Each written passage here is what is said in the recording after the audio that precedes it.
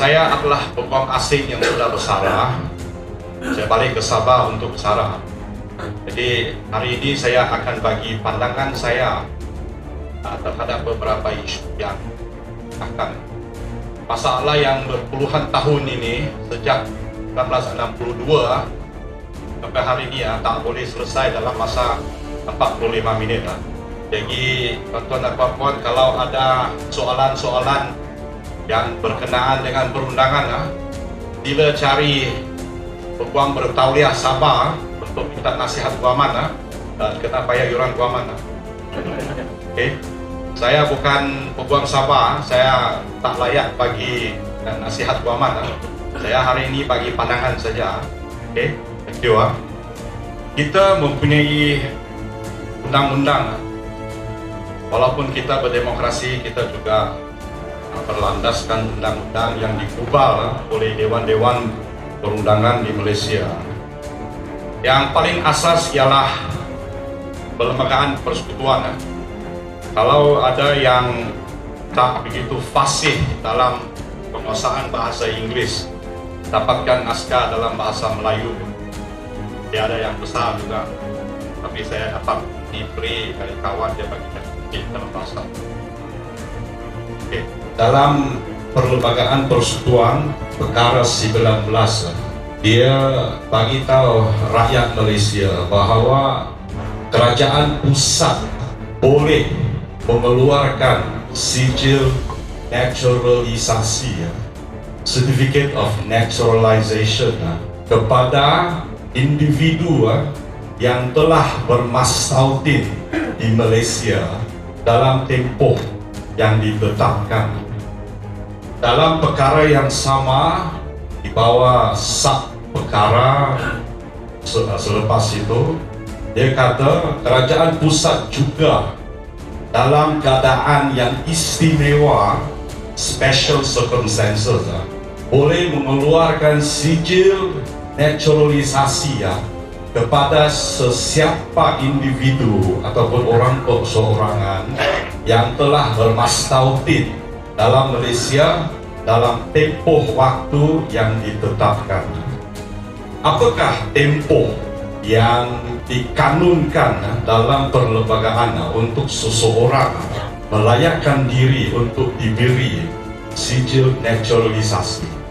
Dia sini kata dalam masa 12 tahun, kalau dia tinggal di Malaysia selama 10 tahun, termasuk 12 bulan terakhir sebelum dia pohon itu sijil, dia mesti dalam Malaysia.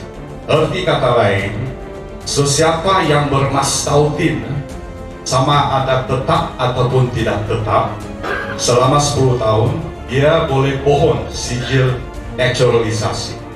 Di sini dia kata, sesiapa individu yang dikeluarkan sijil naturalisasi adalah warga negara. Anyone who has been issued a certificate of naturalization is a citizen of Malaysia. Okey, ini dia di bahagian belakang buku perlembagaan.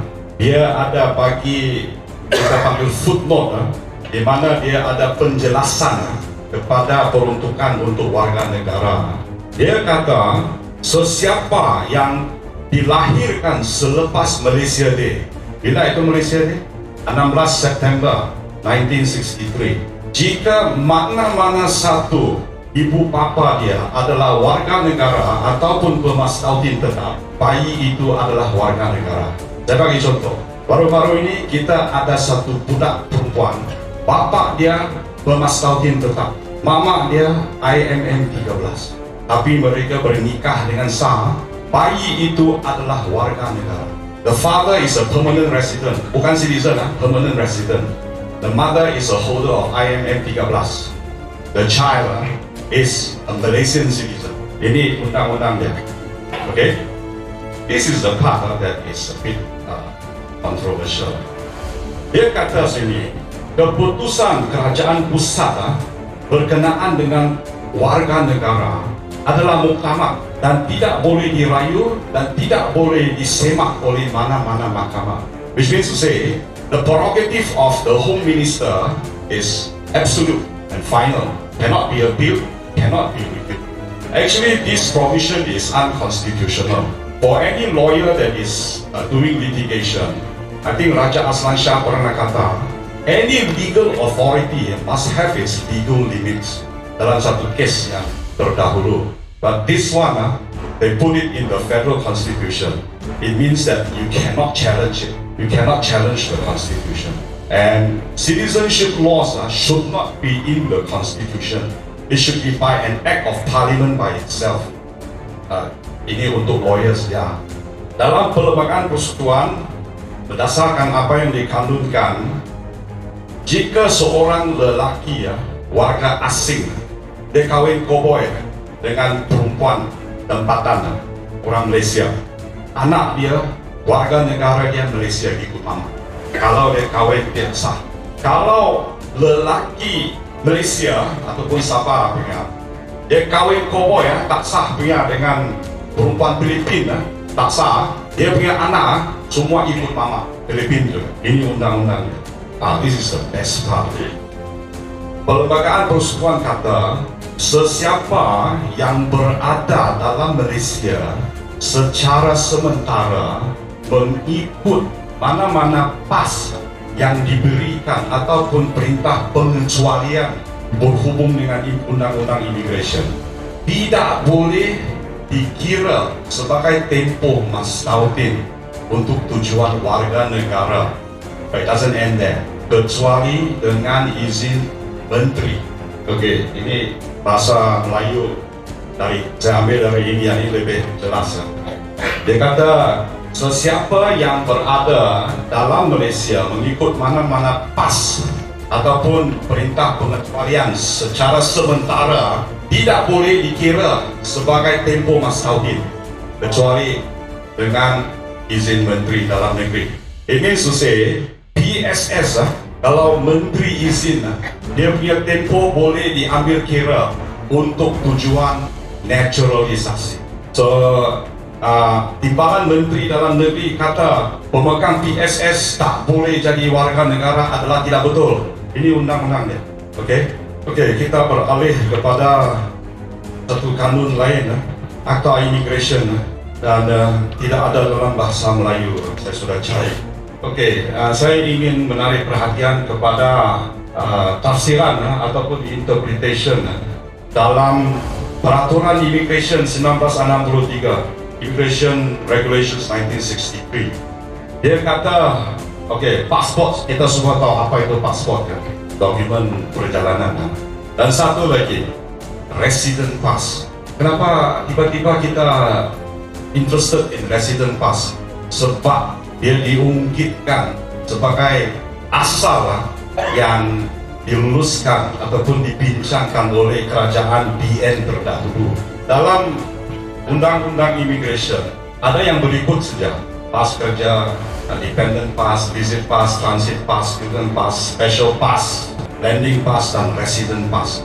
Ini adalah pass yang dikanunkan oleh Parlimen untuk dikeluarkan kepada orang yang berkelayakan. Pas yang tidak disebut dalam undang-undang ataupun peraturan tak boleh dikeluarkan.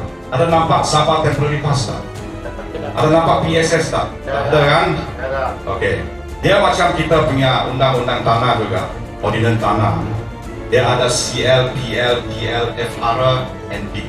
Dia tidak ada KT tidak ada kampung title punya. Dia mesti ikut undang-undang. Kalau undang-undang kanun ada, baru boleh dikeluarkan. Kalau tidak ada, tak boleh dikeluarkan. So these are the pass. Ini adalah pas-pas dalam kanun yang diluluskan oleh Parlimen.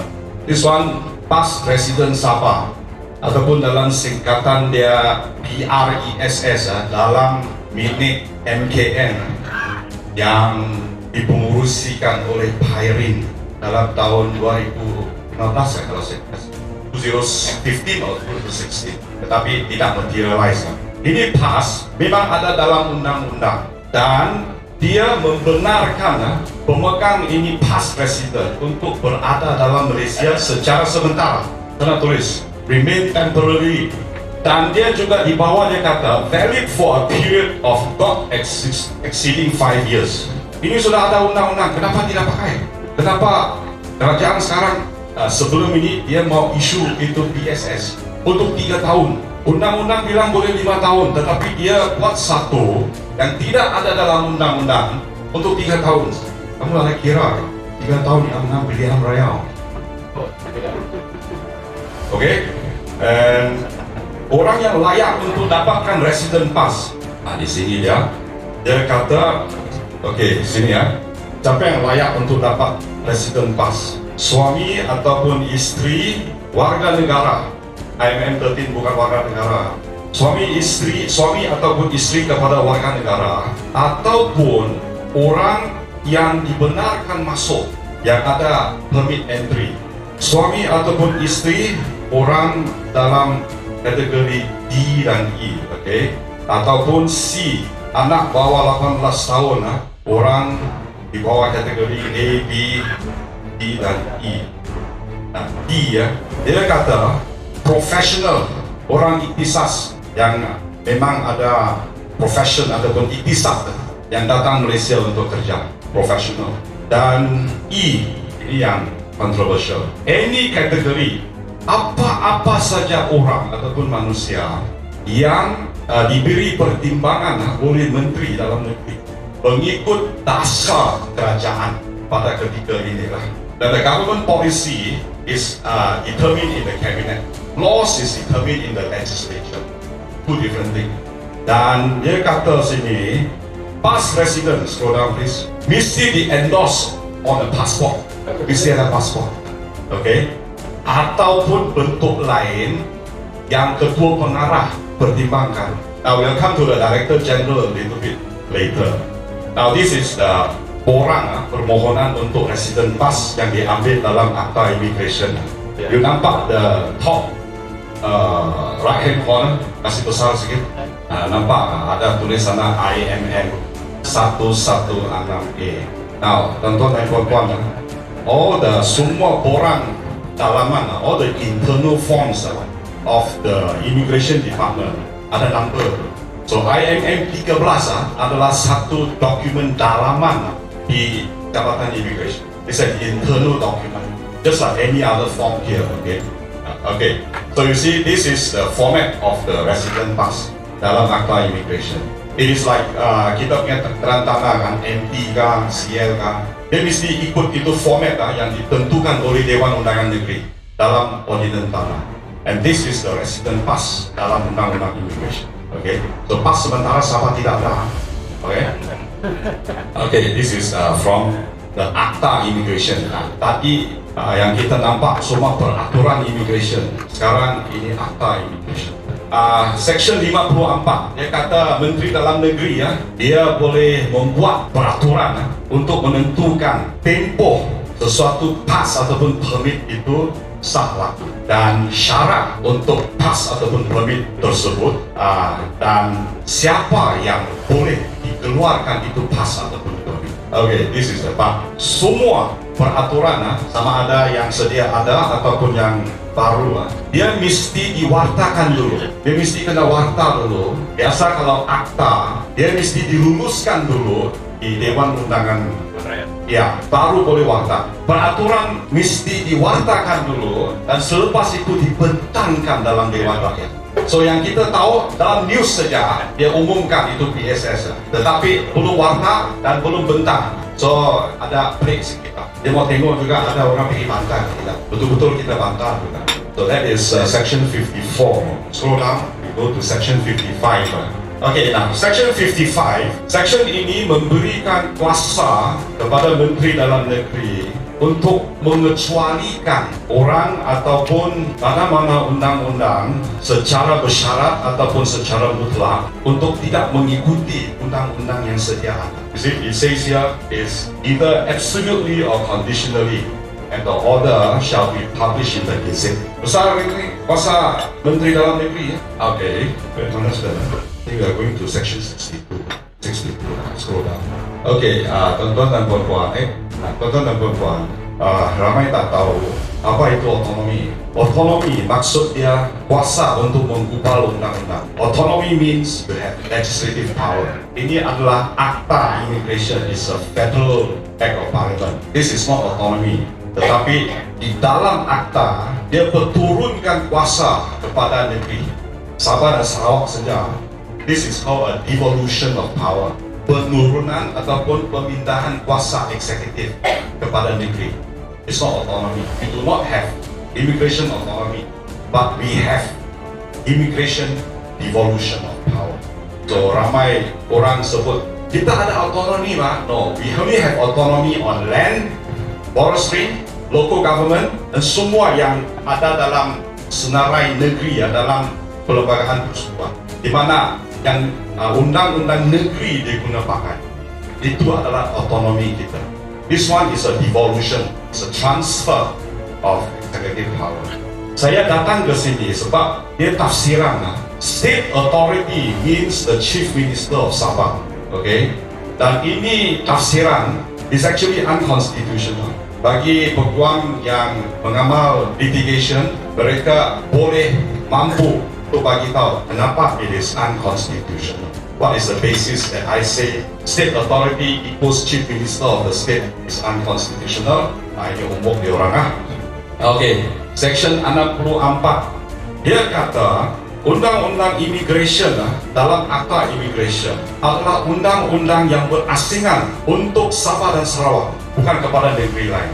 Okay, we are a bit special lah. Okay, di Semenanjung mereka ada ketua menteri, ada menteri besar, tapi mereka ada exco, executive council. Kita ada chief minister, kita ada cabinet, kita ada minister. Mereka tak ada, kita ada. So kita punya status ada lebih tinggi, darjat kita ada tinggi. Dan dalam section 64 kurungan 2 dia kata tidak ada peraturan ataupun perintah pengecualian boleh dibuat oleh menteri yang menimbulkan prasangka prejudis ke atas kuasa negeri Sabah dan Sarawak. Okay? Dia orang boleh buat apa-apa pun, tapi kena tanya kita boleh ke tidak. Okay, saya akan tunjukkan kemudian. Okay, section 65 sini dia kata sesiapa yang masuk ke Sabah atau Sarawak, kalau ketua menteri tak mau dia masuk, dia tak boleh masuk.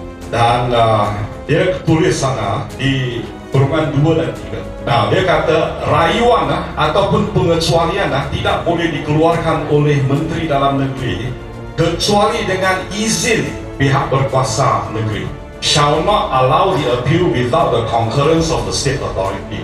Dia tulis sana 2 kali di kurungan 2 dan kurungan 3. Bermakna menteri dalam negeri tak boleh buat sesuatu dengan sewenang-wenangnya tanpa merujuk dan mendapatkan izin terlebih dahulu dari pihak berkuasa negeri.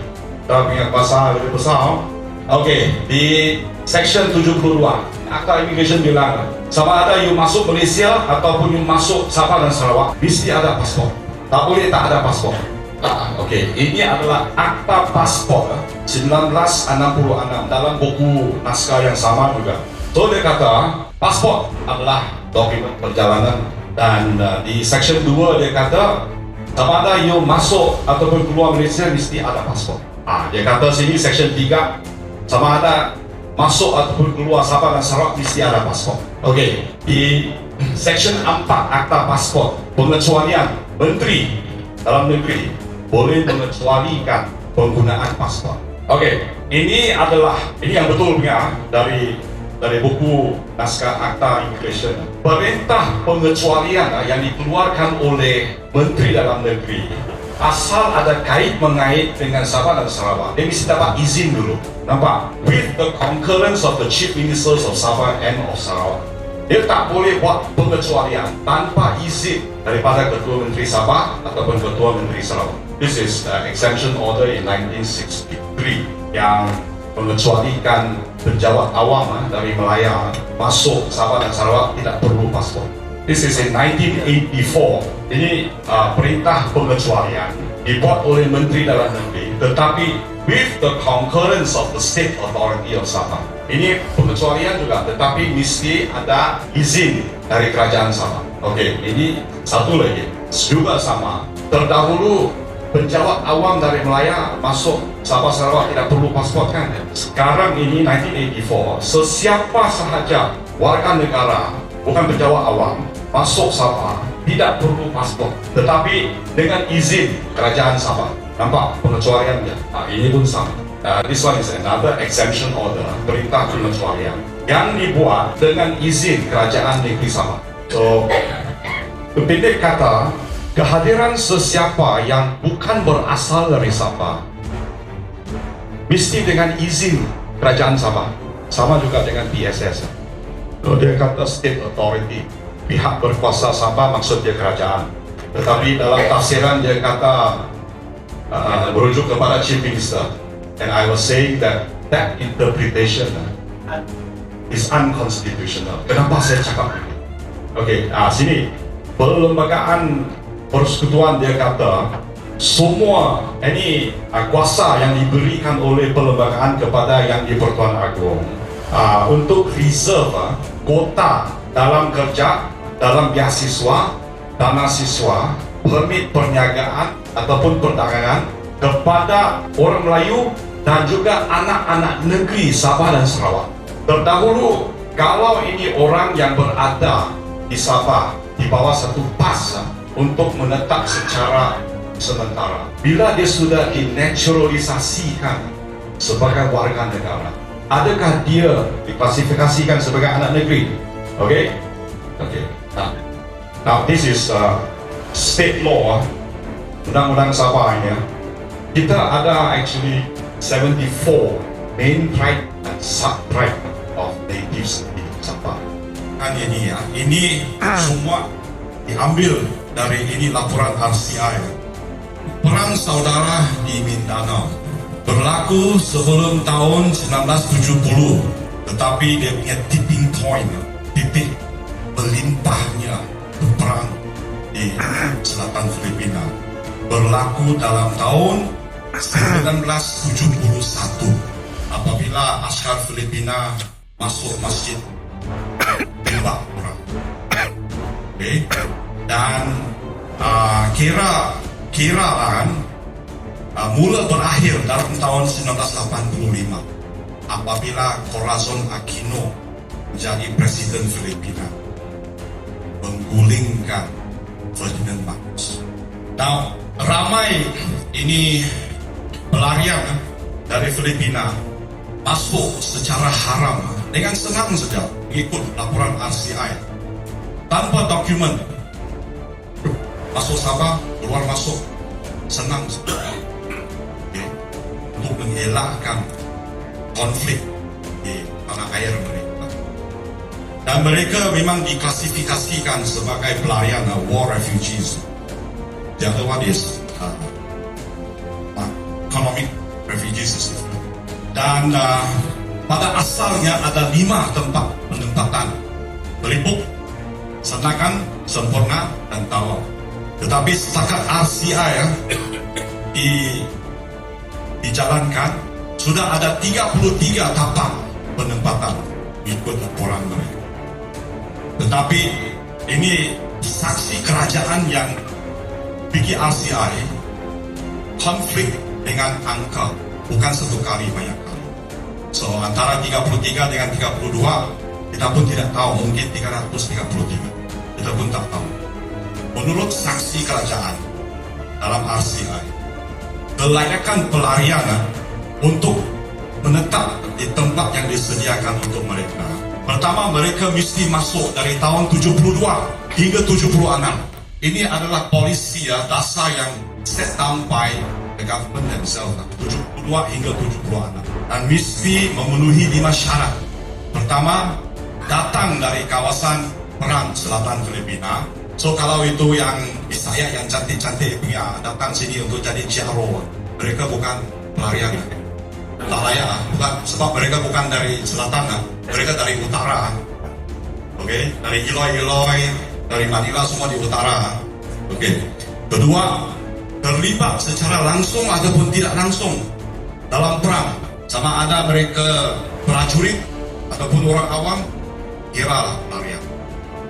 Ketiga, mesti masuk Sabah antara tahun 70 ataupun 84. Nampak tak? Previously, saya ada sebut it's between 1971 to 1985. So kerajaan kita set down itu requirement 1970 to 1984. Alright? Dan mesti beragama Islam. Dan 5, mesti menyatakan hasrat untuk tidak tinggal secara tetap di Sabah. Nampak? Syarat kelima tu. Ini saksi kerajaan bagi RCI punya.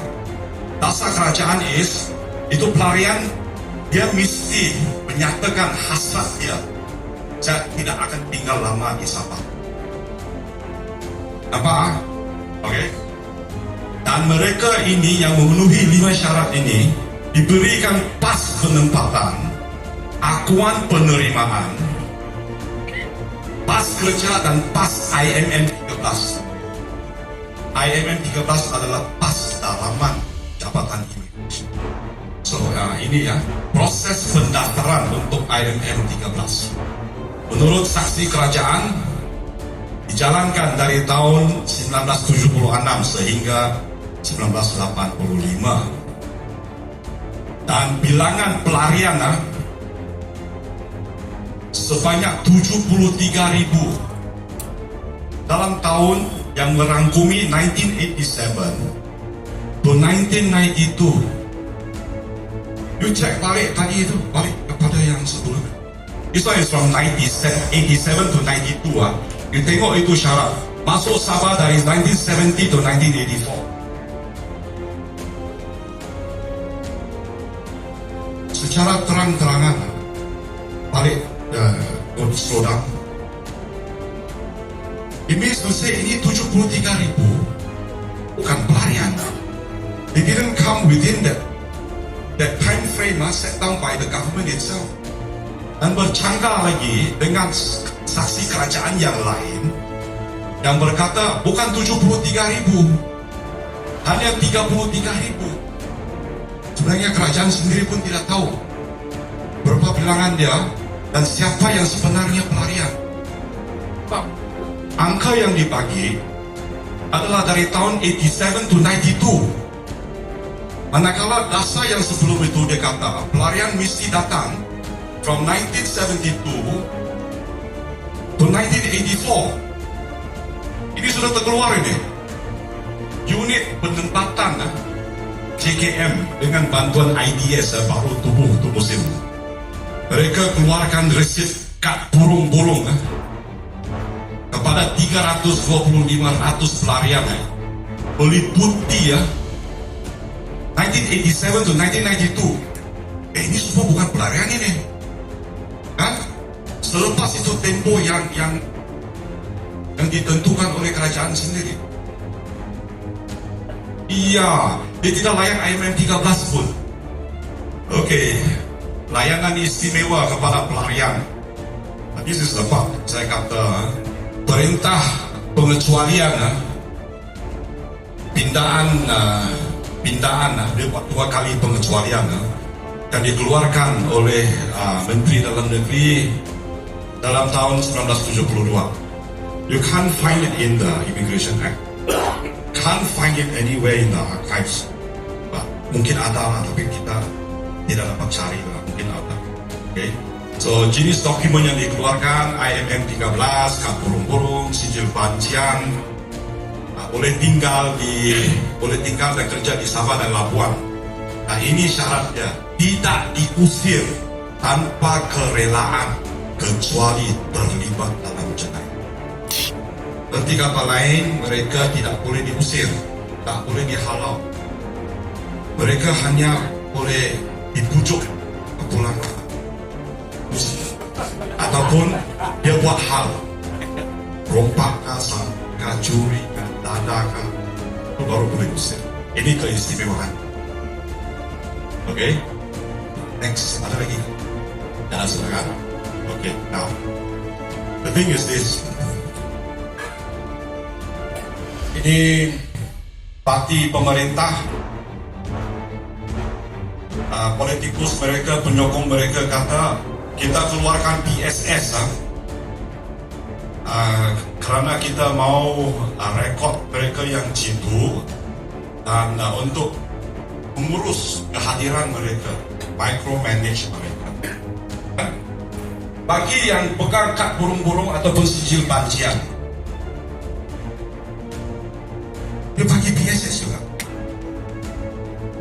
Macam you pergi kedai, you dapat balik itu duit RM10, you bilang, bos ini RM10 macam tidak sempurna. Dia bagi balik RM10 yang lain mahal, dia tidak bagi RM50 ataupun RM100. Betul tak? Kan? So arti kata lain, orang punya justifikasi tidak masuk akal. If you want to regulate the falsification of IMM 13, takkan itu burung-burung dan baca you pergi kasih itu PSS.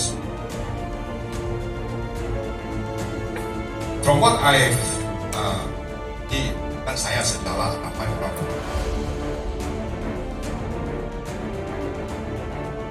bagi PSS,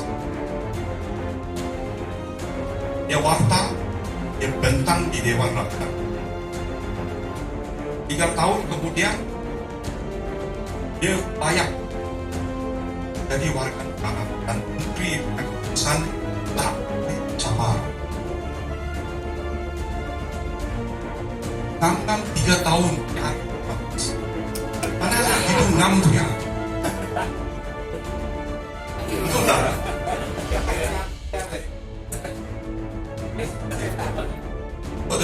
But the funny part is, the IMM 13 is an internal document. Kalau macam ada yang palsu punya, ambil balik, koyak lah. Kalau dia memang genuine bona fide punya, boleh punya, bagi yang baru mah. Betul tak? Takkan dia bagi yang sesuatu kan yang dia boleh apply citizenship. Ya. Betul.